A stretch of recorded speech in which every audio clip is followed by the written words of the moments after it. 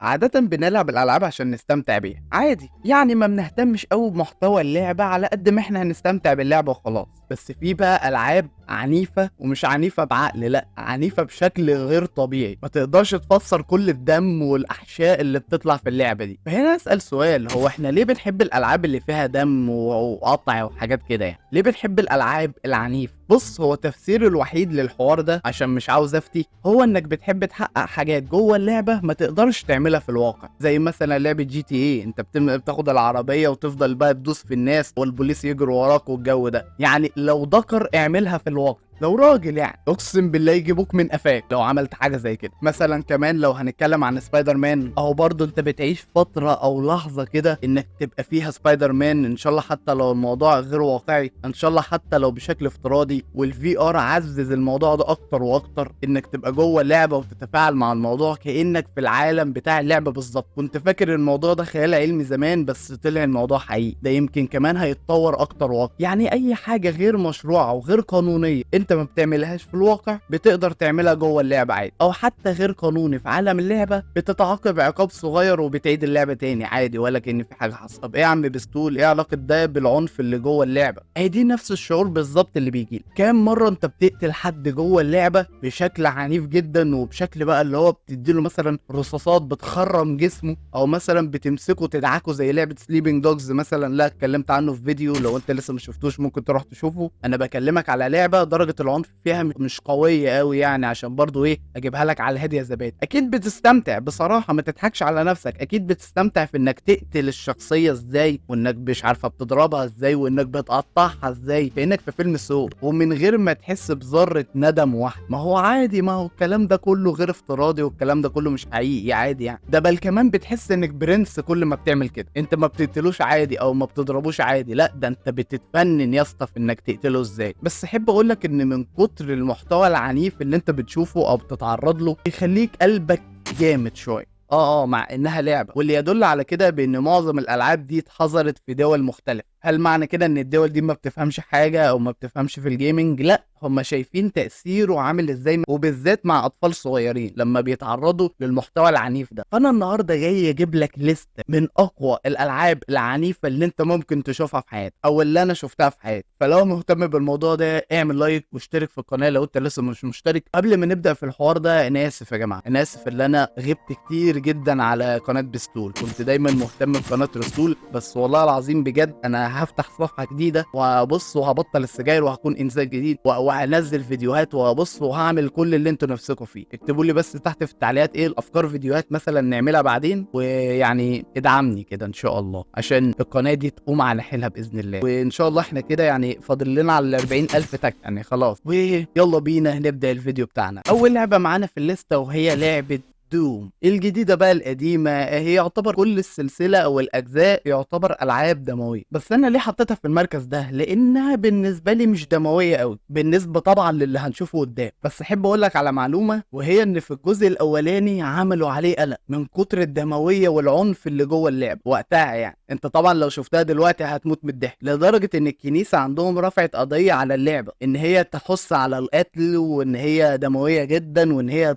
لا تصلح للاطفال. وفعلا اتحظرت اللعبه دي فتره. بس طبعا في مقوله عندنا في مصر اسمها ايه، الممنوع مرغوب. ايه اللعبه اللي عامله قلق دي؟ فيسطا ما تيجي نلعبها مقرصنه ولا نلعبها اي حاجه. وفعلا الناس جربتها وعجبهم جدا اللعبه عباره عن واحد بيخش عالم الشياطين عشان بقى يبتدي يتعامل معاهم ازاي، يبتدي يقطعهم ويضربهم وبتاع ويكسرهم ويفجرهم ساعات. وتقريبا كل الاجزاء نفس الفكره. بس لو هتقول لي ايه اكتر جزء عنيف فيهم، اقول لك اللي نزل في 2016. اللعبه ما بيديلكش نفس انك تفكر، انت تضرب وبس. وطبعا تصميم العالم جوه كان حاجه جنان بصراحه، حلو جدا كأن الشخص جوه الجحيم. اللعبه التانية وهي لعبه ديد سبيس. اللعبه لما نزلت سنه 2008 في البدايه الناس عجبتها الفكره جدا. عباره عن ناس كانوا ماشيين في سفينه فضائيه عادي خالص، وفجاه يهجم عليهم وحوش. وتبتدي المغامره واللعبه من هنا. ممكن نكون شفناه في فيلم اجنبي قبل كده، مش فاكر والله كان فيلم ايه، بس تحسه كان نفس الفكره، بس حلو شغال، واللعبه ناجحه لدرجه ان اتعمل له 3 اجزاء. بس اللعبه مشكلتها كانت حاجه واحده بس، العنف المره دي مش انت اللي بتعمله، الوحوش هو اللي بيعمله على البشر. انت بتضربهم عادي. بس اللعبه نجحت ازاي تبقى لعبه رعب فعلا متكامله. هي اللعبه عنيفه وجالها انتقادات كتير بسبب عنفها الزياده، بس ده عشان يخدم الرعب حضرتك، ما هي لعبه رعب يعتبر. فدي بصراحه مش فاهمها قوي، بس اللعبه يعتبر عنيفه ودمويه ومش مناسبه لبعض الناس.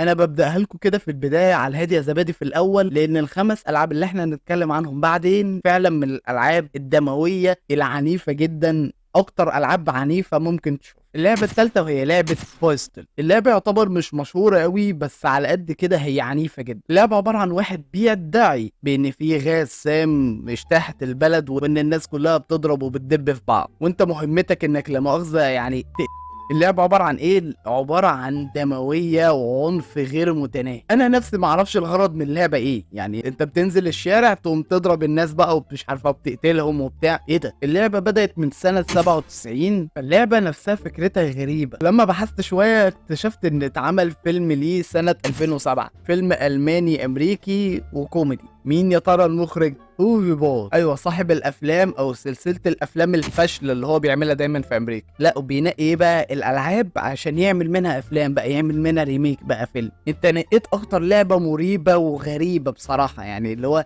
لعبه عنيفه زي بتاعت بوستل دي، فانت جات لك الفكره بقى والالهام اللي هو انا هعمل منها فيلم دي. امال لو اللعبه ناجحه شويه كنت عملت ايه؟ فبصراحه ما عنديش كلام اقوله عن اللعبه دي، لان انا فعلا ما فهمتش القصه بتاعتها. القصه يعتبر عبثيه، زي ما انا قلت لك، عباره عن ان انت بتخش الشارع تهجم على الناس بس، انت ما بتعملش حاجه تانية، ولا في ستوري لاين ولا في اي حاجه. لا انت كده اللي هو على الله حكايتك زي ما بيقول. اللعبه الرابعه معانا وهي لعبه ديد بول. ايوه اللعبه اللي نزلت عنها فيديو من فتره كبيره تقريبا من سنه في القناه. بس اللعبه بصراحه يعني تحسه دموي وعنيف جدا وبتاع، بس على كوميدي، وكوميديته حلوه بصراحه وسافله بعض الاحيان. يعني تلاقي كاريكا مطبق على اللعبه دي 24 ساعه وانا ما اعرفش. بس دي يعتبر هويه الشخصيه نفسها ديد بول، ان هي تبقى شخصيه عنيفه جدا بتقطع في الناس كده، وتلاقيه بيهزر وتحس ان هو بيشهر بالجثه بطريقه بنت كلب، اللي هو يالا انت خنزير، يالا خنزير والله. يعني لو وصلت لمرحله انه يطرطر على الجثه اعملها عشان هو ديد بول. كتك القرف يا اخي.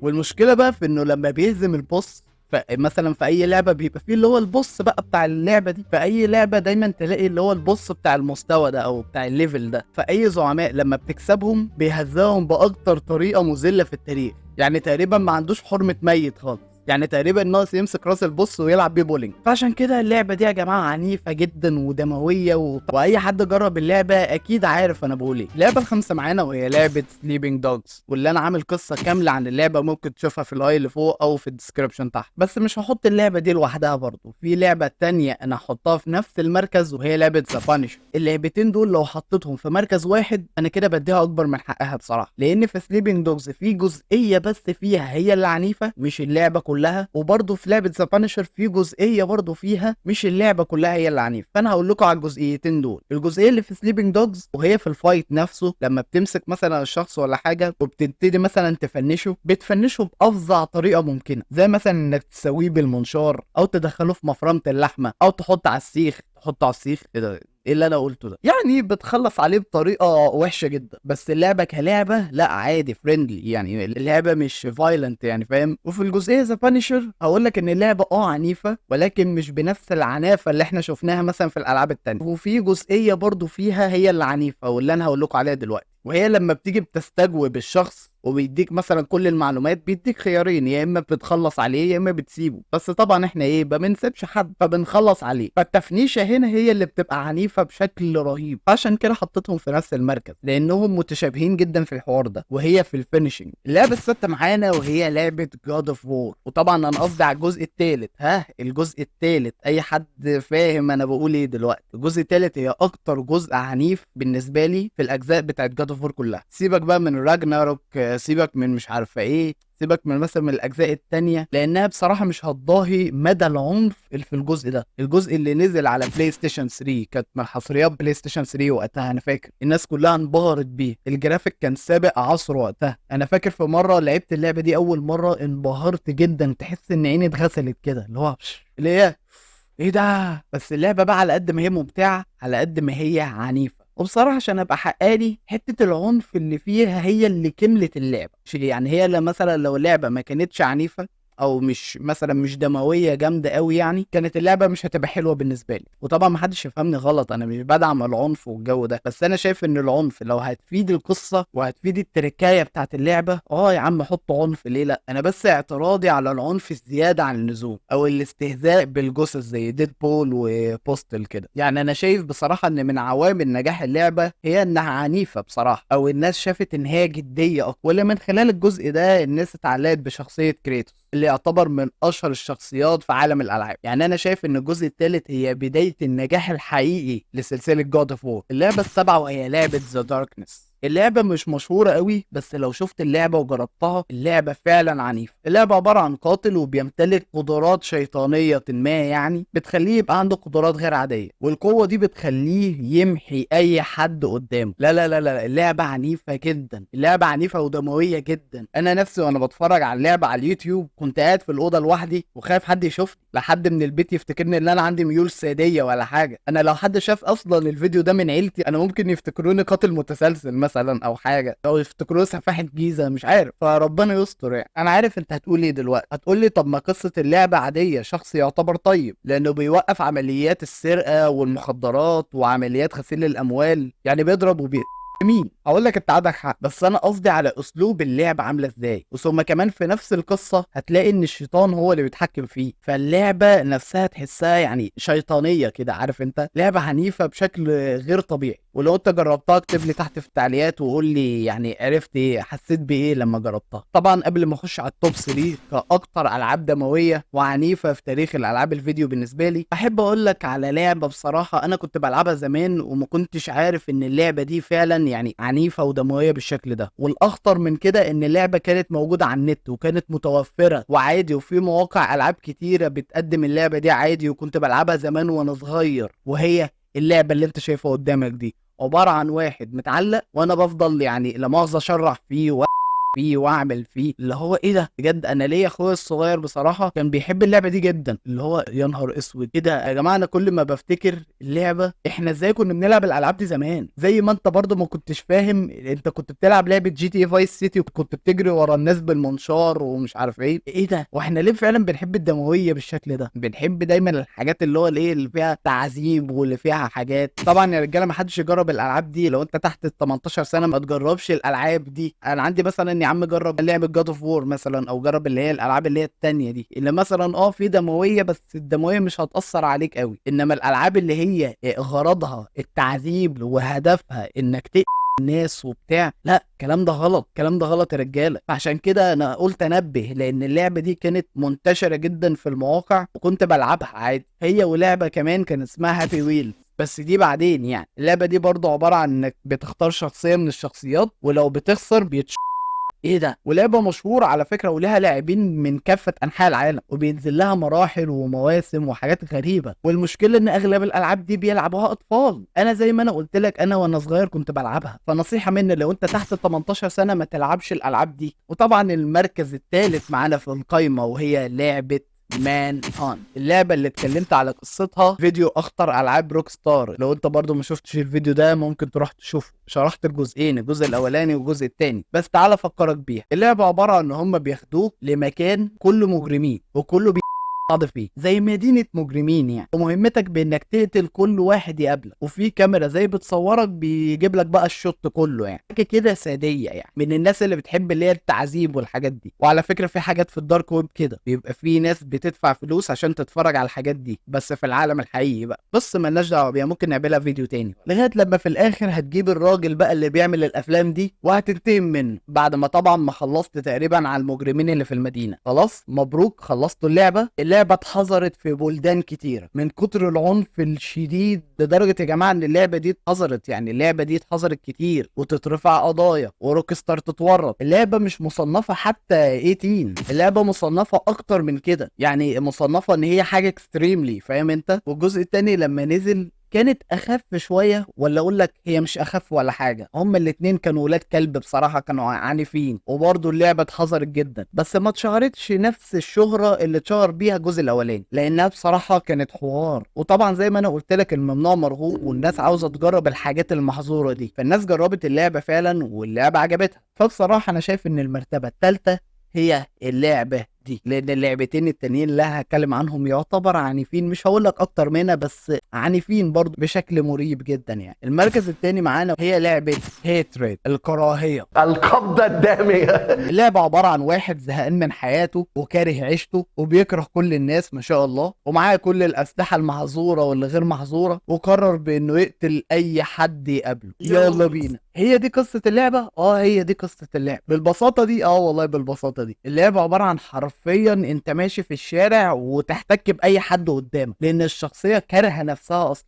وطبعا لازم تعمل الحاجات دي بعيدا عن انظار الشرطه، عشان لو الشرطه شافتك هتزعلك. زي حوار GTA كده، لما بيلاقيك مثلا بتقتل في الناس وبتقعد تضرب في الناس وكده، البوليس بقى بيجي بيقبض عليك، يا اما بيموتك انت كمان، وفي الاخر بتخرج من المستشفى عادي ولا كأن في حاجه حصلت. وطبعا ما حدش يفتكرني اني حطيت اللعبه دي في المركز التاني عشان عنفها مثلا، لا لا لا لا لا، الالعاب التانيه اللي قبلها اعنف منها، بس انا حطيتها في المركز ده عشان الفكره نفسها، الفكره غريبه. انا دايما اعرف في الالعاب ان انت الخير والشر، انت الخير وبينتصر على الشر في النهايه والجو ده، انما انت تبقى الشرير بشكل صريح، اللي هو انا الشرير يا جماعه، انا الشخص القاتل في اللعبه، فغريبه بصراحه. فده كان المركز الثاني معانا في القايمه. ونيجي بقى على المركز الاولاني كاكتر لعبه عنيفه ودمويه واشلاء بتطير كده حواليك لما بتلعب اللعبه انت ممكن تشوفها. انا هعد لغايه 10، هسيبك لمده 10 ثواني تفكر. لا بلاش 10 ثواني، كتير قوي يا عم الحاج. انا حاسس ان اغلبكم عرف هي لعبه ايه اساسا من